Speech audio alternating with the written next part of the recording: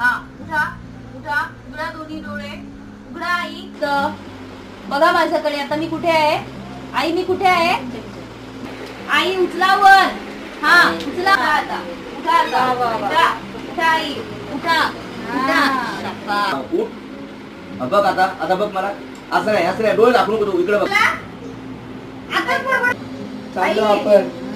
चला चला, ओला बोलवले आपण. राईट आई, उघडा उघडा उघडा. शाबाश, उघडा उघडा. कोण आले होते आई? पंढरीचे पांडुरंग. अरे